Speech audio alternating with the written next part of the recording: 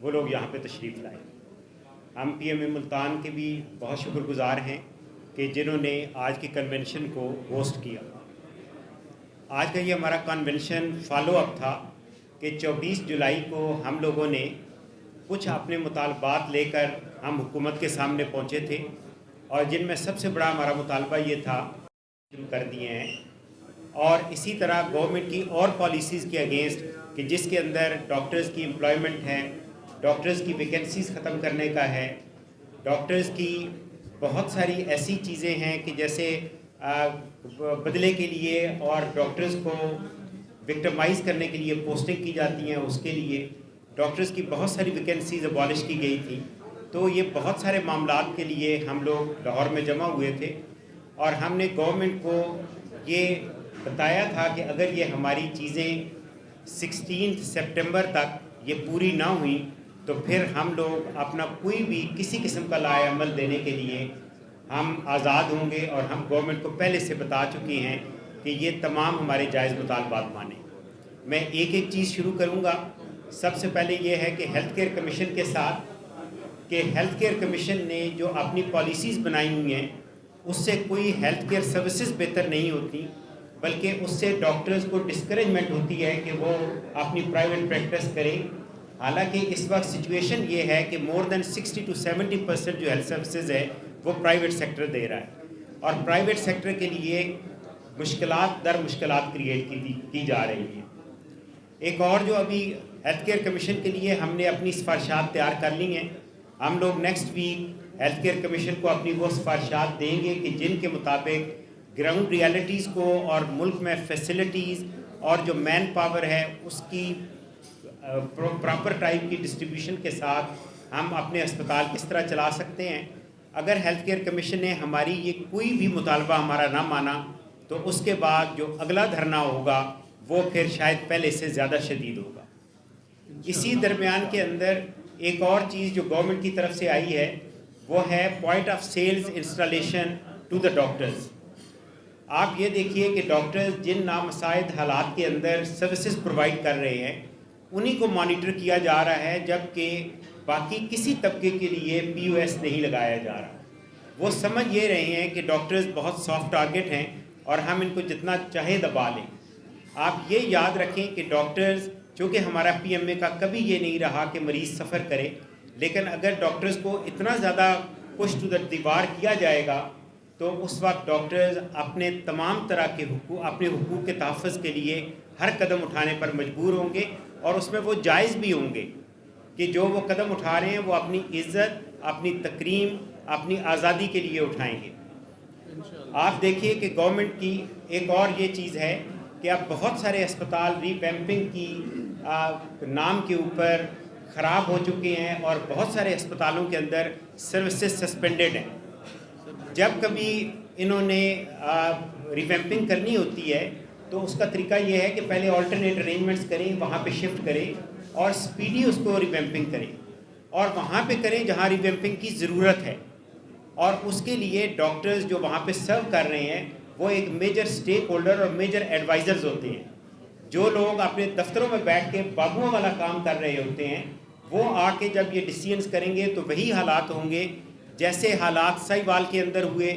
جیسے حالات services hospital Lahore کے اندر ہوئے، جیسے گجرات کے اسپتال میں ہوئے کہ وہ ریویمپنگ کے نام پہ انتہائی سب سٹینڈرڈ اس کی ریویمپنگ کی گئی، جس میں پروبیبلی کروڑوں کا کیا اربوں کا نقصان کیا گیا گورنمنٹ میں، اور دیکھنے سے یہ لگتا ہے کہ وہ اربوں روپے لوگوں کی جیبوں میں گئے ہیں، وہ وہاں پہ لگے نہیں ہیں۔ ڈی جی خان کا وزٹ کر پاتے ہیں۔ اس کے بعد ڈی جی خان کے اندر بھی یہی واقعہ ہوا، اور آپ دیکھیے کہ ابھی جیسے ڈی جی خان کے اندر ہسپتال بند پڑا ہوا ہے اور ریویمپنگ کے نام پہ۔ پھر آپ یہاں پہ نشتر ہاسپٹل کا آپ دیکھیں کہ لوگ خوش ہوئے کہ یہاں ایک کے بجائے 2 ہسپتال موجود ہوں گے، لیکن یہ ہسپتال بننے کے ساتھ مریضوں کی مشکلات میں بے حد اضافہ ہو گیا۔ پوری دنیا اندر providing facilities under one roof, یعنی ایک چھت کے نیچے تمام ہیلتھ فیسلٹیز ہونی چاہیے، تو انہوں نے ایک بلڈنگ بنا کے اسی اسپتال کی انفراسٹرکچر کو، ڈاکٹرز کو، ان کی ڈپارٹمنٹس کو 2 حصوں میں تقسیم کر دیا کہ اگر ایک مریض کو ایک تکلیف ہے تو وہ نشتر اسپتال 1 میں بھاگے، اور اگر اس کو دوسری تکلیف ہے تو اس کے لیے وہ نشتر اسپتال 2 میں بھاگے اور درمیان میں وہ سفر کرتا رہے اور درمیان میں اس کی ڈیتھ بھی ہو جائے۔ ہم حکومت سے پرزور مطالبہ کرتے ہیں کہ وہ ہوش کے ناخن لیں، وہ سمجھ بوجھ سے کام کریں اور وہ ڈاکٹر سے مشورہ کر کے یہ سارے کام کریں۔ ڈاکٹرز ان کو مشورہ دینے کو تیار ہیں کہ کس طریقے سے ریویمپنگ کرنی چاہیے اور نئے ہاسپٹل کی سٹافنگ کیسے کرنی چاہیے۔ پہلے ہی سٹاف کو ڈائلیوٹ کرنے کا مطلب یہ ہے کہ نشتر 1 کو بھی مفلوج کر دیں اور نشتر 2 تو ابھی بنا ہی نہیں ہے۔ اس کے بعد آپ دیکھیں کہ ہسپتالوں کے اندر جب سے یہ ہیلتھ کارڈ کا شوشہ چھوڑا گیا ہے، اس کے بعد ہسپتالوں کے اندر چاہے وہ پرائمری اینڈ سیکنڈری ہیلتھ کے ہوں، چاہے وہ ٹیچنگ ہاسپٹلس کے ہوں، دواؤں کی فراہمی بالکل رک چکی ہے۔ ابھی ایک جگہ کے ڈاکٹر صاحب بتا رہے تھے کہ اس گرمی کے موسم میں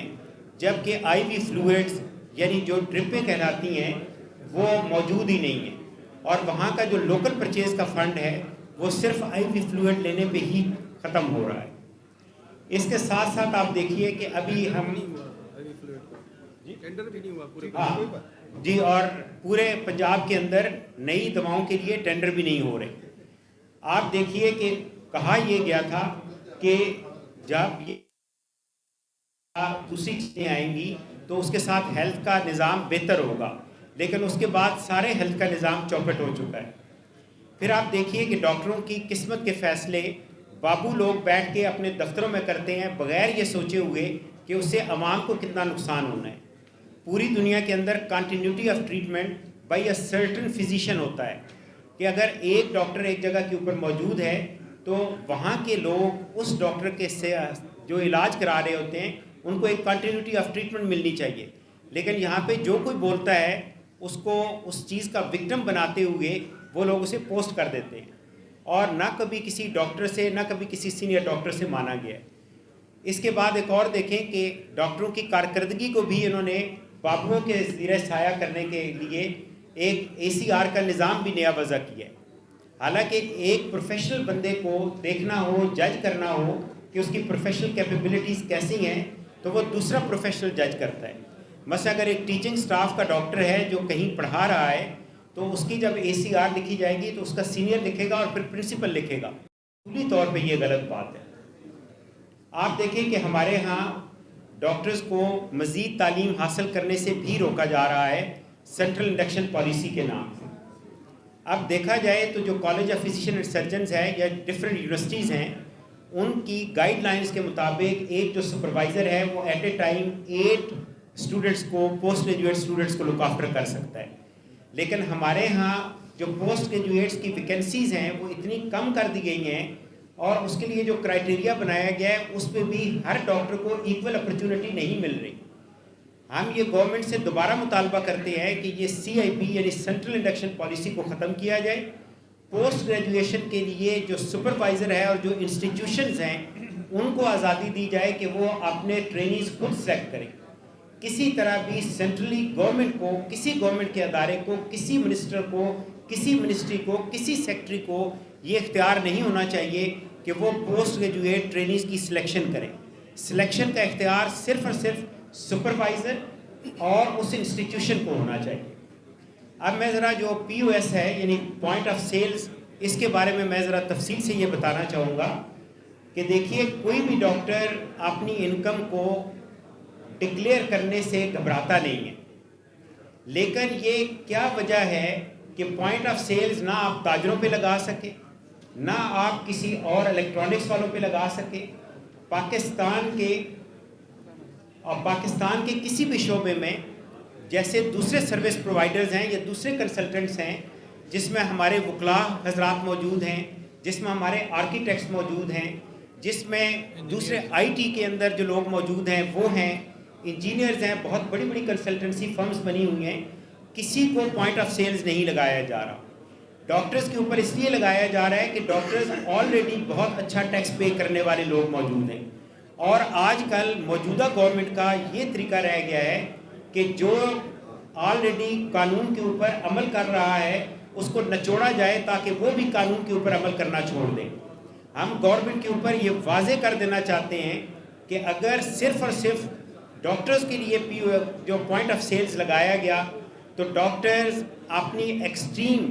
مین کے providing services to the people یہ روک دیں گے. یہ میں ایک بالکل پی ایم اے پنجاب کے پریزیڈنٹ کی حیثیت سے تمام لوگوں کو یہ کہتا ہوں کہ اگر گورنمنٹ صرف اور صرف ڈاکٹرز کے لیے پی او ایس لگائے گی, اکراس دا بورڈ نہیں لگائے گی, تو ڈاکٹرز اپنی سروسز چھوڑ دیں گے. اور اس کے اوپر ہم پراپرلی طریقے سے عمل کریں گے. دوسری چیزیں یہ ہیں کہ آپ دیکھیے کہ ابھی ڈاکٹرز کی امپلائمنٹ نہیں ہو رہی. ہمارے گریجویٹس بہت سارے فارغ ہو چکے ہیں. گورنمنٹ کی کوئی پالیسی نہیں ہے کہ کتنے ڈاکٹرز انڈکٹ کر رہی ہے اور کتنے ڈاکٹرز کو گورنمنٹ جابز مل رہی ہیں. اب اگر گورنمنٹ جابز نہیں دے رہی تو اس کے ساتھ ہی اس کے اوپر گورنمنٹ یہ کر رہی ہے کہ بہت ساری ویکنسیز ابالش کی گئی ہیں. اور اس وقت یہ کہا گیا تھا ابالش کرتے ہوئے کہ یہ ریڈنڈنٹ ویکنسیز ہیں اور ان کی جگہ کے اوپر ہم یوزفل ویکنسیز کریٹ کریں گے. جبکہ اب اتنا عرصہ گزر جانے کے باوجود انہوں نے کوئی نئی ویکنسیز کریٹ نہیں کی. اس سے ہمارا برین ڈرین ہو رہا ہے, ڈاکٹرز بہت زیادہ بددل ہو رہے ہیں. اور ابھی ایک اور گورنمنٹ نے نیا طریقہ چھوڑا ہے, وہ یہ ہے کہ ہزاروں کی تعداد میں لوکم ڈاکٹرز یعنی کہ ٹیمپریری ملازمت والے, ٹیمپریری بھی کیا دہاڑی کی ملازمت کے اوپر ڈاکٹرز کو رکھا گیا ہے. اور اس کے اوپر ظلم یہ بھی ہے کہ پچھلے 2 مہینے سے یہ چیز چل رہی ہے اور ابھی تک بہت سارے لوکم ڈاکٹرز کو ایک دن کی بھی پے نہیں ملی. اب ان ڈاکٹرز کو بلیک میل یہ کیا جا رہا ہے کہ اگر آپ چھوڑیں گے تو آپ کو اپنی باقی پے نہیں ملے گی. اس کی ہم پرزور مذمت کرتے ہیں. جو لوگ آلریڈی لوکم کر رہے ہیں, کائنڈلی میری تمام ڈاکٹر صاحبان سے گزارش ہے کہ خاموش رہیے, پلیز آپ لوگ خاموش رہیے. سر لوکم کا ایک اور نقصان یہ ہے کہ وہ آن نہیں کرے گا نا, جی, کیسے کرے گا؟ اور دیکھیے کہ جو لوکم ڈاکٹرز ابھی کر رہے ہیں لوکم, ان کو یہ تھریٹ دیا جا رہا ہے کہ اگر آپ لوگ کنٹینیو نہیں کریں گے تو کچھ بھی پے نہیں ملے گی. آپ دیکھیے کہ لوکم ڈاکٹر کا نقصان نہ صرف یہ کہ میڈیکل پروفیشن کو ہے کہ میڈیکل پروفیشن کی عزت اور اس کا وقار جس کا وہ مستحق ہے وہ نہیں مل رہی, اس کا ہیلتھ کیئر سسٹم کو بھی بہت بڑا نقصان ہے. آپ دیکھیے کہ ڈاکٹرز کی ٹریٹمنٹ کنٹینیوٹی آف ٹریٹمنٹ ہوتی ہے. اگر ایک دن ڈاکٹر آتا ہے اور وہ اگلے دن کے لیے پلان کر کے جاتا ہے کہ میں نے یہ ٹریٹمنٹ دینا ہے, اور وہ اگلے دن چاہتا ہے کہ میں نہ آؤں کیونکہ لوکم ہے, اور لوکم اس کی صرف اور صرف 8 آورز کی اس کو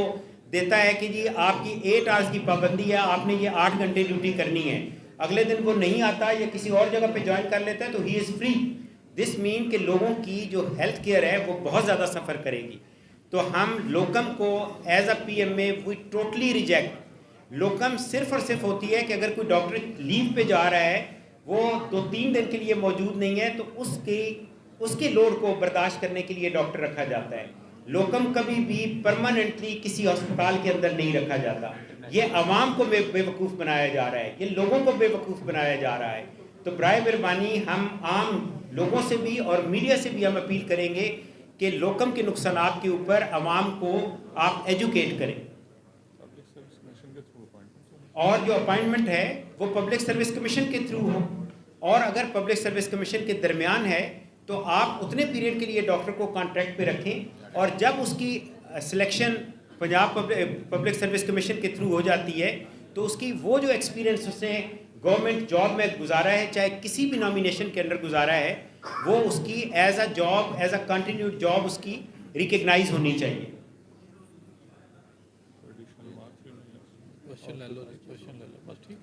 تو اب میری یہ گزارشات تھیں جو میں نے کی. ایک دفعہ پھر میں میڈیا کا شکریہ ادا کرتا ہوں.